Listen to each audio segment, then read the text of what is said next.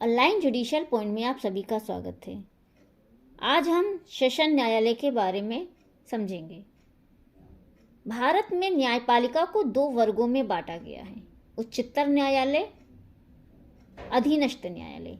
उच्चतर न्यायालय के अंतर्गत सुप्रीम कोर्ट और हाई कोर्ट आते हैं, जबकि अधीनस्थ न्यायालय के अंतर्गत सेशन कोर्ट और इसके नीचे के समस्त न्यायालय आते हैं। इसी सीरीज में हम आज सेशन न्यायालय को जानेंगे तथा इनकी क्या क्या शक्तियां हैं, कौन गठन करता है, कौन से प्राधिकारी इसके अंतर्गत आते हैं, इन सभी के बारे में विस्तृत चर्चा करने वाले हैं। सबसे पहले सेशन न्यायालय के बारे में प्रावधान देखते हैं। तो दंड प्रक्रिया संहिता 1973 की धारा 9 में सेशन न्यायालय के बारे में बताया गया है। धारा 2 दंड प्रक्रिया संहिता की परिभाषा खंड है, जिसमें सेशन न्यायालय को परिभाषित नहीं किया गया है। तो सेशन न्यायालय के अंतर्गत हम देखते हैं खंड 1 देखते हैं। राज्य सरकार प्रत्येक सेशन खंड के लिए सेशन न्यायालय स्थापित करेगी। क्वेश्चन ये हो निकल के आता है कि सेशन न्यायालय की स्थापना कौन करता है। तो प्रत्येक सेशन खंड के लिए राज्य सरकार सेशन खंड के लिए सेशन न्यायालय स्थापित करेगी। एक क्वेश्चन क्लियर हुआ। अगला देखते हैं। प्रत्येक सेशन न्यायालय में एक न्यायाधीश पीठासीन होगा, जो उच्च न्यायालय द्वारा नियुक्त किया जाएगा।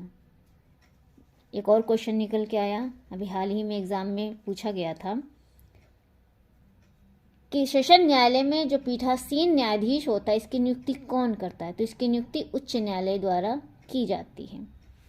खंड 3 देखते हैं। उच्च न्यायालय अपर सेशन न्यायाधीशों और सहायक सेशन न्यायाधीशों को भी सेशन न्यायालय में अधिकारिता का प्रयोग करने के लिए नियुक्त कर सकता है, यानी कि वैकल्पिक कोर्ट बना सकते हैं। मूल क्या है?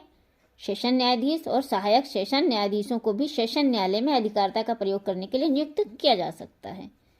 खंड 4 बताता है उच्च न्यायालय द्वारा एक सेशन खंड के न्यायाधीशों को दूसरे खंड का अपर न्यायाधीश भी नियुक्त किया जा सकता है, और ऐसी व्यवस्था में वह मामलों को निपटाने के लिए दूसरे खंड के ऐसे स्थान या स्थानों में बैठ सकता है जिनका उच्च न्यायालय निर्देश दे। एक सेशन खंड का न्यायाधीश दूसरे सेशन खंड में अपर न्यायाधीश के रूप में कार्य कर सकता है तो उसे नियुक्त किया जा सकता है, और इसकी नियुक्ति का निर्देश कौन देगा? तो उच्च न्यायालय देगा। खंड 4 ये बताता है। अगला खंड देखते हैं, खंड 5। तो खंड 5 बताता है कि जहां किसी सेशन न्यायाधीश का पद रिक्त होता है, पद रिक्त होगी, आप क्या करेंगे? तो पद रिक्त होता है, वहां उच्च न्यायालय किसी ऐसे अर्जेंट आवेदन के जो उस सेशन न्यायालय के समक्ष किया जाता है या लंबित है, अपर या सहायक सेशन न्यायाधीश द्वारा, अथवा यदि अपर या सहायक सेशन न्यायाधीश नहीं है तो सेशन खंड के मुख्य न्यायिक मजिस्ट्रेट द्वारा निपटाए जाने के लिए व्यवस्था कर सकता है। और ऐसे प्रत्येक न्यायाधीश या मजिस्ट्रेट को ऐसे आवेदन पर कार्रवाई करने की अधिकारिता होगी। यहाँ पे उन परिस्थितियों का वर्णन किया गया है कि अगर किसी कंडीशन में सेशन न्यायालय का पद रिक्त है तो जो सेशन की जो कार्रवाइयाँ हैं, उनकी शक्तियाँ हैं, वो उनका जो सबऑर्डिनेट है किसे बनाया जा सकता है। खंड 5 इसके बारे में बताता है। तो उच्च न्यायालय किसी ऐसे अर्जेंट आवेदन पर सेशन न्यायालय के समक्ष किया जाता है जो लंबित है, वहाँ पे अपर या सहायक सेशन न्यायाधीश द्वारा नियुक्त किया जा सकता है। अगर अपर और सहायक सेशन न्यायाधीश भी नहीं है तो सेशन खंड के सीजीएम द्वारा निपटाए जाने की व्यवस्था कर सकता है कि अगर कोई अर्जेंट आवेदन आ गया, कोई वहाँ पे सेशन न्यायालय में सेशन का पद रिक्त है, तो क्या करेंगे? तो सबसे पहले क्या होगा कि वो आवेदन अपर सेशन न्यायाधीश के समक्ष आप जा सकते हो, नहीं तो सहायक सेशन न्यायालय में जा सकते हैं। उसके बाद में वो भी नहीं है तो सीजीएम के द्वारा उन मामलों को भी निपटाया जा सकता है।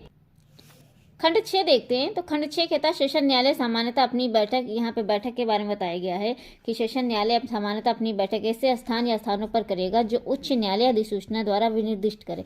किंतु यदि किसी विशेष मामले में सेशन न्यायालय की यह राय है कि सेशन खंड में किसी अन्य स्थान में बैठक करने से पक्षकारों साक्षियों की सुविधा होगी, तो वह सेशन खंड में किसी अन्य स्थान में बैठक करने में पक्षकारों और साक्षियों की सुविधा होगी, तो वह अभियोजन और अभियुक्त की सहमति से उस मामले को निपटारे निपटाने के लिए उसमें साक्षी या साक्ष्यों की परीक्षा करने के लिए उस स्थान पर बैठक कर सकता है। यहाँ पे बैठक के बारे में बताया गया है कि अधिसूचना द्वारा किसी विशेष मामले में सेशन न्यायालय की अगर राय है कि सेशन खंड में किसी अन्य स्थान पर भी बैठक करना चाहिए, जिससे पक्षकारों साक्षियों को सुविधा होगी, तो अन्य स्थान पर भी बैठक कर सकते। इस पर एक महत्वपूर्ण वाद है केहर सिंह बनन दिल्ली एडमिनिस्ट्रेटिव का वाद है, इसमें जेल में बैठक हुई थी। ठीक है, तो इस तरह से सेक्शन 9 हमने देखा। तो इसको देखने से क्या निकल गया, कुछ महत्वपूर्ण बिंदु हम फिर से रिवीजन करा दे रहे हैं। जैसे या अधीनस्थ न्यायालयों में सत्र न्यायालय सबसे बड़ा न्यायालय, अधीनस्थ में सबसे बड़ा न्यायालय सेशन होता है। सीआरपीसी की धारा 6 के तहत यह सबसे बड़ा दंड न्यायालय है। सीआरपीसी धारा 9 के तहत इसकी स्थापना राज्य सरकार द्वारा की जाती है, जबकि इसमें नियुक्ति उच्च न्यायालय द्वारा की जाती है, हमने आपको बताया। धारा 26 के अनुसार आईपीसी के तहत आने वाले सभी अपराधों का यह विचारण कर सकता है, भले ही इसका नाम प्रथम अनुसूची में ना हो। सीआरपीसी की धारा 28 के तहत यह विधि द्वारा विहित कोई भी दंडादेश दे सकता है।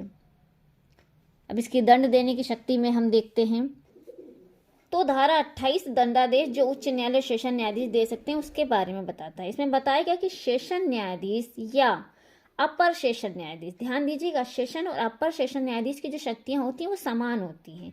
सेशन न्यायाधीश या अपर सेशन न्यायाधीश विधि द्वारा प्राधिकृत कोई भी दंडादेश दे सकता है, किंतु उसके द्वारा दिए गए मृत्यु दंडादेश के उच्च न्यायालय द्वारा पुष्टि किए जाने की आवश्यकता होगी।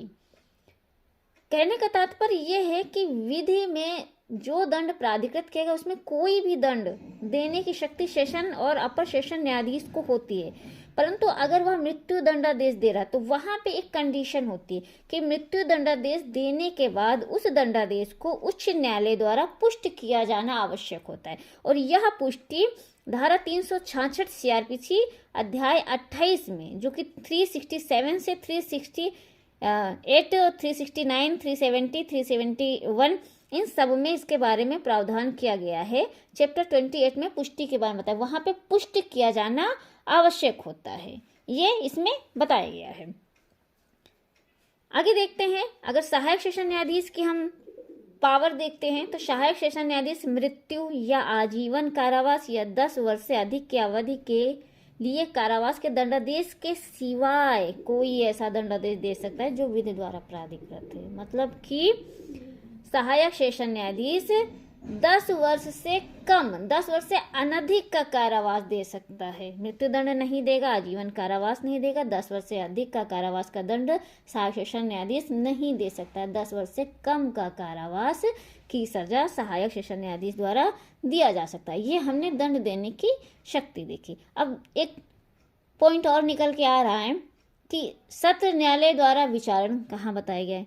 तो सत्र न्यायालय द्वारा नियमित विचारण की प्रक्रिया अध्याय 18 में धारा 225 से 237 तक में दिया गया है। सत्र न्यायालय प्रारंभिक अधिकारिता वाला न्यायालय भी है तथा अपीली न्यायालय भी होता है। इस तरह से सेशन न्यायालय, या इसे सेशन न्यायालय भी कहते हैं, सत्र न्यायालय भी कहते हैं, सेशन कोर्ट भी कहते हैं, इनके बारे में जितने भी महत्वपूर्ण बिंदु थे हम उन सभी को बताने की कोशिश की है। आप सभी को हमने इसके बारे में प्रावधान, इसका गठन, इसकी नियुक्ति, इनकी बैठक कहाँ होगी, पद रिक्ति पर कौन किसे सबऑर्डिनेट बनाया जा सकता है, इन सब के बारे में, इनकी शक्तियाँ क्या होंगी, सेशन न्यायाधीश और सहायक सेशन न्यायाधीश की शक्तियाँ, इन सब के बारे में हमने आपको अच्छे से समझाया। वीडियो अच्छा लगा हो तो लाइक, शेयर और सब्सक्राइब करें।